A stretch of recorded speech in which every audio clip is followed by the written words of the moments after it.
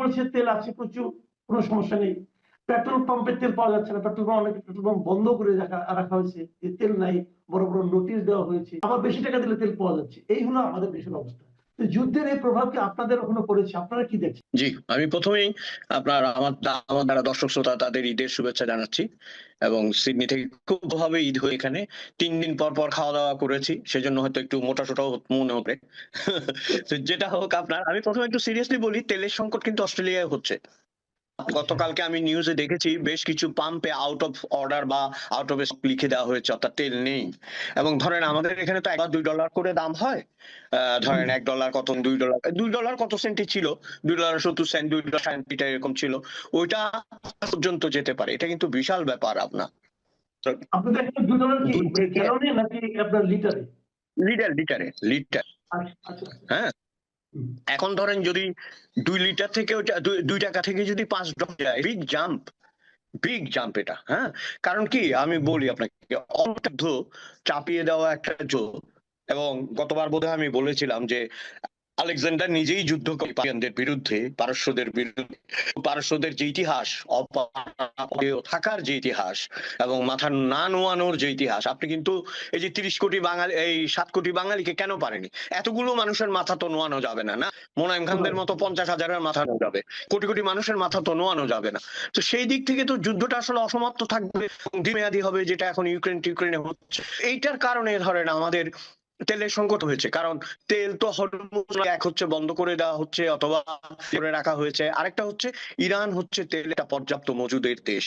হ্যাঁ, সুতরাং আমাদেরকে মনে রাখতে হবে আপনার এই সংকটটা আমাদের দেশে ছায়া ফেলে। এবং আপনি যেটা বললেন, ইন্টারেস্ট একটু হালকা কথায় আসি।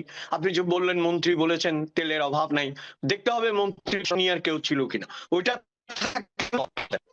হবে যে তেলের অভাব নাই, আমি আজকে তেল বেরিয়ে যাবে।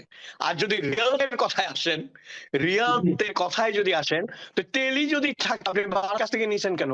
আমি আরেকটা প্রসঙ্গ নিয়ে একটু আলোচনা করতে চাই। এটা আমার মনে হয় যে আপনি আপনার অভিজ্ঞতা থেকে বললে আর ভালো হবে। সেটা হলো যে আমাদের এখানে আমাদের শিক্ষামন্ত্রী, মানে আমাদের এই নতুন সরকার দায়িত্ব নেওয়ার পর যে কয়েকজন মন্ত্রী খুব তড়িৎ কিছু কথাবার্তা বলে আলোচনায় এসেছেন, তাদের মধ্যে শিক্ষামন্ত্রী একজন। উনি অনেক কিছু করবেন, হাই জাম্প দিবেন, লং জাম্প দিবেন, এগুলো বলেছেন। এবং বলার পর উনি একটা কাজ করেছেন, সেটা হলো আপনি জেনেছেন সংসদে হাসনাত আব্দুল্লাহ একটা প্রশ্ন তুলেছিলেন যে ভর্তি পরীক্ষা কেন চালু হচ্ছে না, কেন লটারির মাধ্যমে ক্লাসগুলোতে ভর্তি করা হচ্ছে। এবং উনি বলার পরের দিনই উনি করলেন কি, সমস্ত স্কুলের ভর্তি পরীক্ষা যেটা ছিল আগে যে নিয়মটা, বিশেষ করে এলিমেন্টারি ক্লাসে যে লটারির মাধ্যমে ভর্তি হতো বাড়ির পাশের স্কুলটাতে, এখন সেটাকে চেঞ্জ করে দিচ্ছেন। এবং উনি বলেছেন যে এখন থেকে ভর্তি পরীক্ষা হবে। এই যে নিচের ক্লাসগুলিতে ভর্তি পরীক্ষা নেওয়া, অনেকে বলছেন এটা নিলে পর কোচিং ব্যবসা আরো রমরমা হয়ে যাবে, নানা ধরনের আলোচনা হচ্ছে। আমি আপনার অভিজ্ঞতা থেকে জানতে চাচ্ছি, আপনি তো নিজে আপনার সন্তানকে ওখানে পড়াশোনা করিয়েছেন, আসলে আপনার কি মনে হয় যে এটা আসলে কোনটা হওয়া উচিত? দেখুন, আমাদের এখানে এটা খুবই আশ্চর্যজনক হবে। আসলে প্রাইমারি লেভেল আর একটু উপরের লেভেল পর্যন্ত ঠিক ভাবে বাঁধা কোনো পড়াশোনা করানো হয় না। বই আছে, সিলেবাস আছে, কিন্তু পড়ানো হয় যেটাকে আমরা বলি যে প্রাকৃতিক, ন্যাচারাল যে প্রসেস। হ্যাঁ, সে শিখবে, আনন্দ করবে। চাপ দেওয়াটা তো এখানে প্রশ্নই ওঠে না। চাপ মানে কি, আমি একদিন আপনাকে একটা ছোট্ট ঘটনা বলি আমার ছেলের। ওদের একটা টিচার ছিল মাইকেল নামে, হাফ প্যান্ট পরতেন, হাফ প্যান্ট। উনি বোধহয় গিয়ে দেখি কি সবাই ম্যাক মাইকেল করে ডাকা শুরু করছে, চারদিকে ঘিরে তাণ্ডব করতেছে, আর ওই বেচারা অসহায়ের মতো একবার এর মাথায় হাত দেয়, একবার একে ধরে, বুঝছেন? কারণ কি, সে কিছু করতে পারবে না।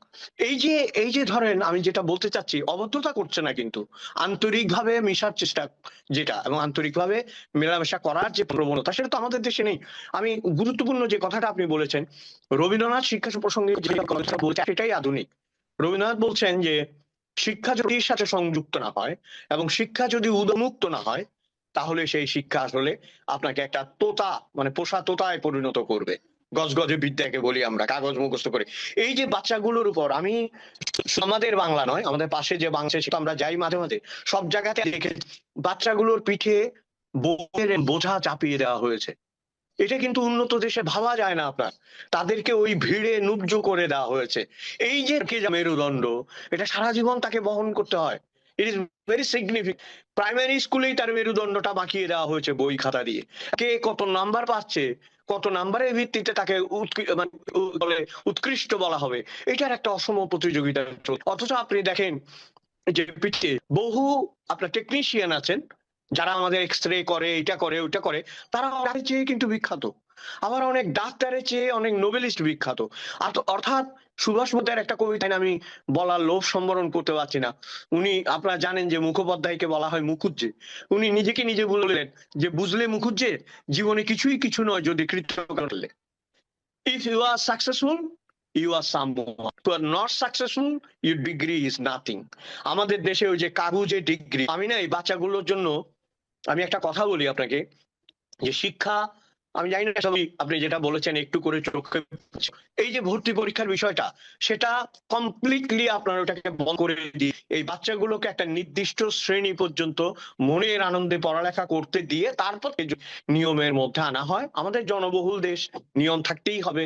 হ্যাঁ, সেখানে তো আর সবাইকে ওইভাবে সুযোগ দেওয়া যাবে না, কিন্তু একটা নির্দিষ্ট পর্যায় পর্যন্ত তাদেরকে আনন্দে রাখতে হবে। এটা যদি না হয়, আমার মনে হয় না যে শিক্ষার আনন্দ তারা লাগবে।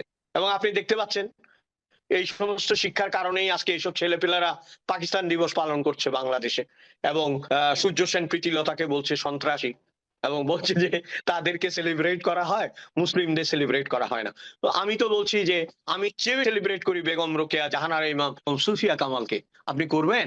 তুমি করবা ভাই, তুমি তো করবা, তো তুমি অত্যন্ত অশ্লীল শব্দ ব্যবহার করবা।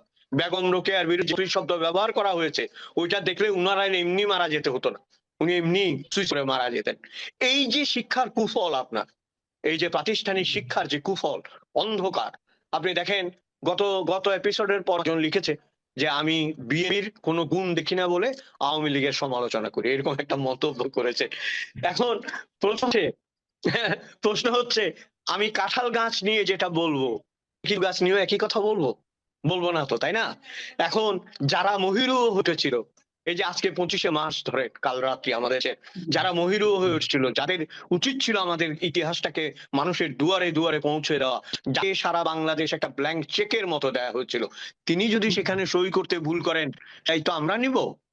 ভাই, আমাদের পরিবারও বছর আমরা এত কথা বলি, আমাদের অনেক আত্মীয় স্বজনও ভয় পায় যে আমরা, আপনি বা আমাদের মতো লোকরা এত কথা বলে, তো আমরা বলি আপনাদের জন্য ভালোবাসার দেশের তাগিদে সমালোচনা 100 বার করেন, কিন্তু আগে দেখেন যে নিজেদের যদি কাছার কাপড় খুলে যায় আর একজন